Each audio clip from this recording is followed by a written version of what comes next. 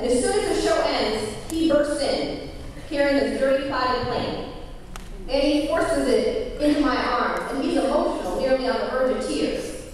And he says, I'm here to just say I'm sorry. I'm sorry. I see you out there working for our people. I shouldn't have treated you that way. I shouldn't have treated you with that disrespect. I'm here to say I'm sorry. I'm going to watch you some flowers, but I'm still living at my grandma's. I snatched this plant off of the front porch.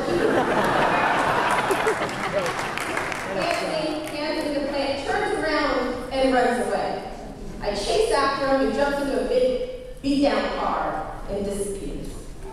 Several months after that, I'm in my office, open up my newspaper, and what's on the front page?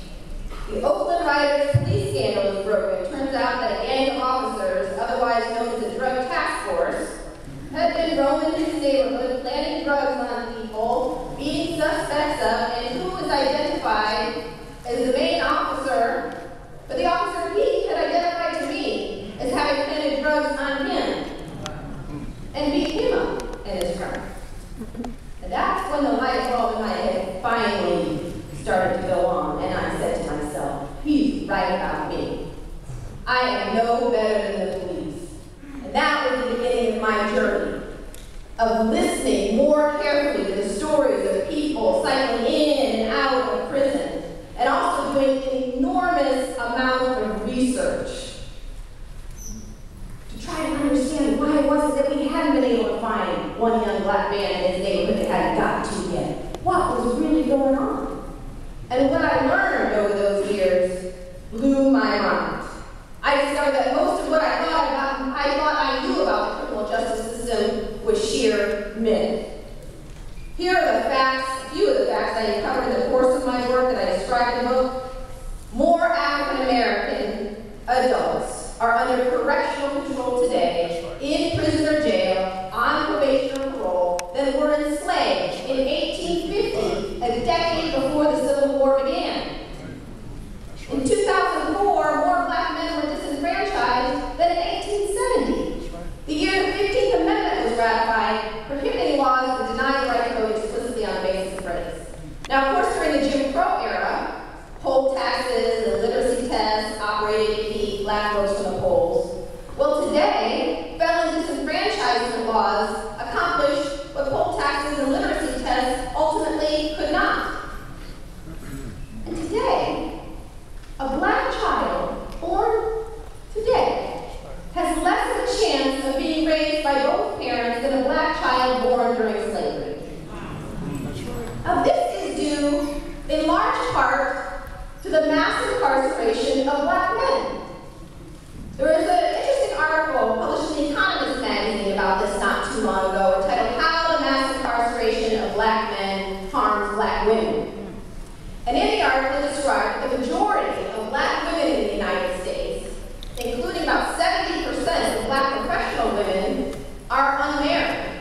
And that this is due largely to the mass incarceration of black men, which takes them out of the dating pool at the years they would be most likely to commit to a partner, raising a family.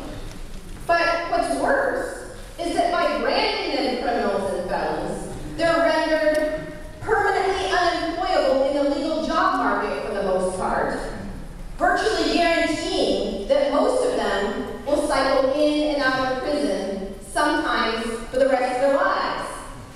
In this way, mass incarceration has decimated black families to a degree comparable to slavery.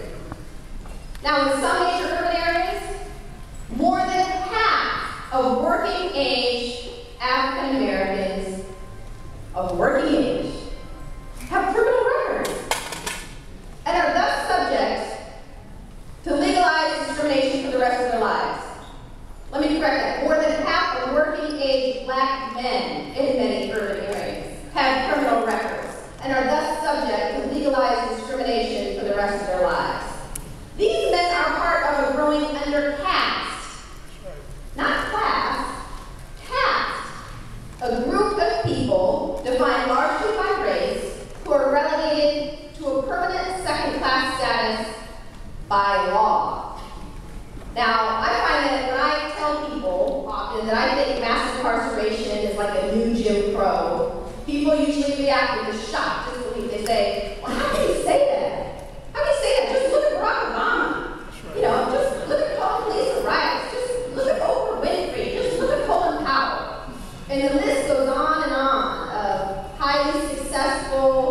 African Americans who achieve great wealth, power, or fame is proof that nothing like a caste system could possibly be existing in the United States today. So I think it's important to bear in mind that no caste system in the United States has ever governed all African Americans. There have always been free blacks and black success stories, even during slavery and Jim Crow. During slavery, there were some black slave owners. Not many, but some. And during Jim Crow, there were some black lawyers and black doctors. Not many, but some. Now, the extraordinary nature of individual black achievement in formerly white domains certainly does suggest that the old Jim Crow is dead, but it doesn't necessarily mean the end of racial caste. If history is any guide, it may have just taken a different form. I think any honest observer of American racial history has to acknowledge that the rules and reasons the legal system employs for enforcing status relations evolve and change as they're challenged. In the first chapter of the book, I described the cyclical rebirth of racial caste in America. Since our nation's founding, African Americans have repeatedly been controlled through institutions like slavery and Jim Crow, which appear to die, but then are reborn in new form, tailored to the needs and constraints of the time. For example, following the Civil War, a new system of control emerged to replace slavery, called convict leasing.